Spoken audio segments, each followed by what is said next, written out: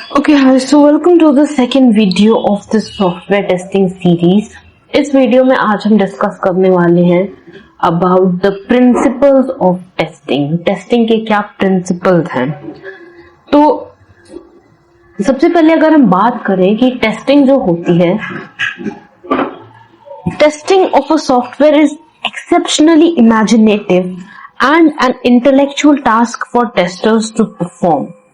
Right, ये जो हमारा टेस्टिंग है जो किसी भी सॉफ्टवेयर की होती है, ये काफी ज्यादा इमेजिनेटिव होती है, exceptionally imaginative. Right, exceptionally imaginative मतलब आपको काफी सारे पैरामीटर्स साथ में लेकर के चलने पड़ते हैं, काफी ज्यादा इमेजिनेशन के साथ इस प्रोसेस को जो है एग्जीक्यूट करना पड़ता है और एक इंटेलेक्चुअल टास्क को परफॉर्म करना होता है for the testers to and intellectual task for the testers to perform. ठीक है, ये काफी इंटेलेक्चुअल टास्क भी होता है। इंटेलेक्चुअल टास्क क्योंकि आपको काफी सारे पैरामीटर्स को इमेजिन करके और फिर उसके ऊपर जो भी टेस्टिंग का प्रोसीजर है उससे अप्लाई करना पड़ता है, इसीलिए इसे कहते हैं कि ये एक्सेप्शनली इमेजिनेटिव और इंटेलेक्चुअल टास्क होता है for the testers to perform, testers को परफॉर्म करने के लिए। राइट, अब टेस्टिंग ऑफ सॉफ्टवेयर जो है या एप्लीकेशन है उसमें कई सारे प्रिंसिपल्स होते हैं जो काफी मेजर रोल प्ले करते हैं सॉफ्टवेयर टेस्टिंग में। Right, testing of a software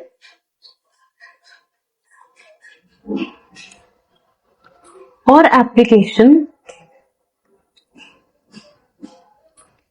consist of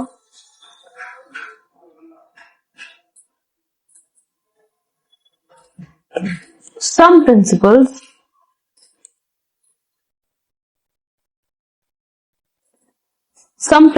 that play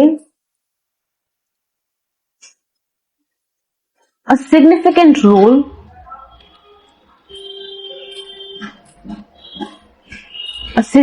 role in a software tester while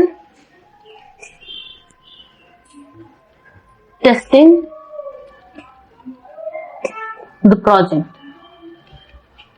Okay, सो ये जो टेस्टिंग ऑफ एप्लीकेशन होती है इसमें काफी सारे प्रिंसिपल होते हैं जो कि एक सिग्निफिकेंट रोल प्ले करते हैं टेस्टिंग ऑफ प्रोजेक्ट में। सारे प्रिंसिपल्स का एक कुछ ना कुछ रोल होता है जो बहुत जरूरी होता है टेस्टिंग के पूरे प्रोसेस में। तो ऑल इन एवरेज यहाँ पे हमें 7 प्रिंसिपल्स बताए गए हैं।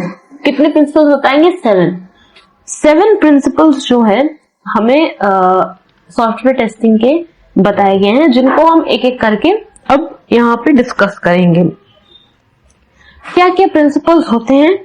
Testing shows the presence of defects. Right, testing की वजह से जो होता है वो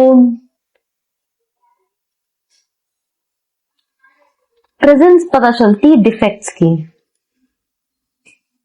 राइट, जैसे कि टेस्टिंग प्रोसेस होता है उसकी वजह से जो भी डिफेक्ट्स होते हैं वो हमें पता चलते हैं। सॉफ्टवेयर टेस्टिंग का ये एम होता है कि वो प्रोग्राम को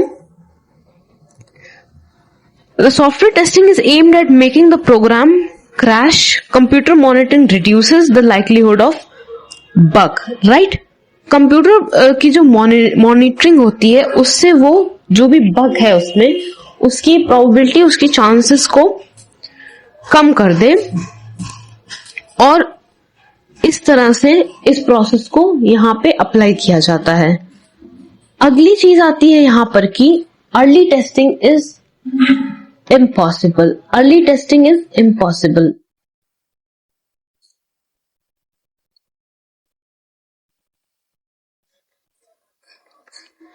ये मेथड होता है, this is the method of checking a software functionality in all possible inputs and pre conditions. Right, आप किसी भी तरह से बहुत जल्दी उसको सॉफ्टवेयर को टेस्ट नहीं कर सकते हैं।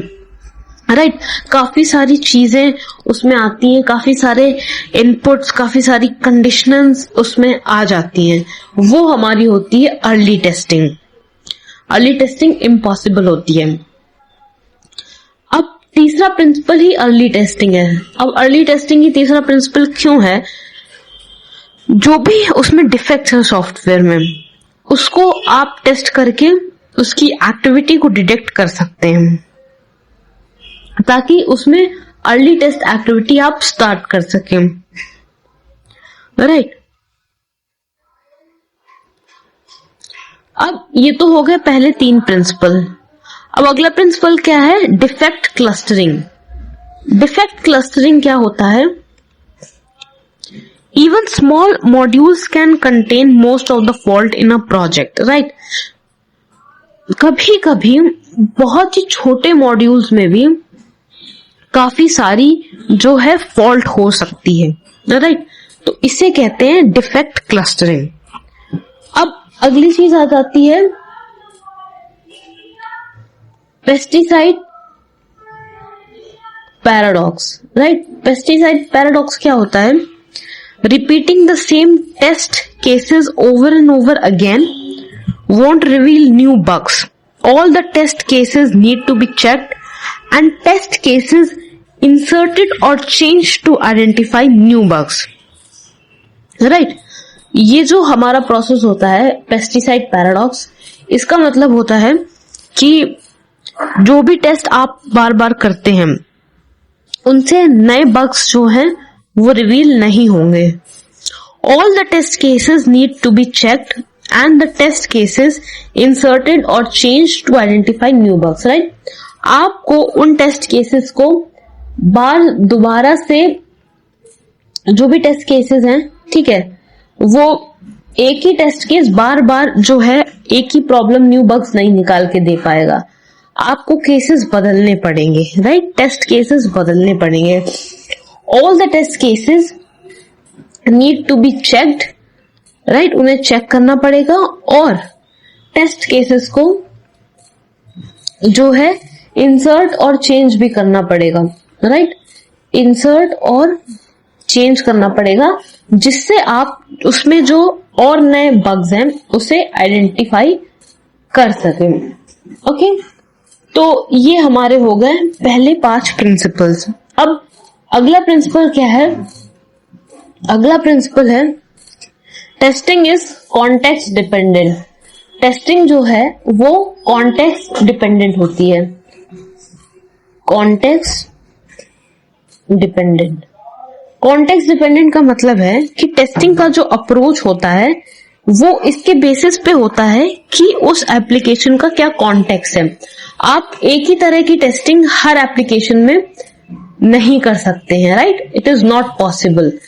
अलग अलग टेस्टिंग अलग अलग कॉन्टेक्स्ट में अलग अलग एप्लीकेशन के लिए होती है। Absence of error fallacy. Absence of error fallacy का मतलब क्या है कि जो भी सॉफ्टवेयर होता है वो 99% जो है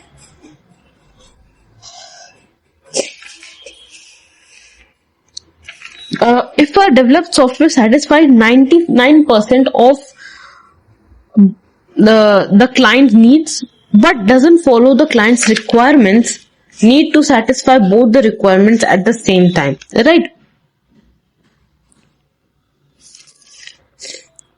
जो भी सॉफ्टवेयर है, मान लीजिए आपने कोई सॉफ्टवेयर परचेज किया और उसमें 99% चीजें आपके काम की हैं, राइट। आप जो भी उसमें जो भी आप उससे चाहते थे, उस सॉफ्टवेयर से जो भी लर्न करना चाहते थे, जो भी सीखना चाहते थे, जो भी उस पर काम करना चाहते थे, वो 99% आप कर ले रहे हैं। लेकिन आपकी जो मेन रिक्वायरमेंट है, अगर वो रिक्वायरमेंट पूरी नहीं हो पा रही है तो फिर इसे कहते हैं एरर।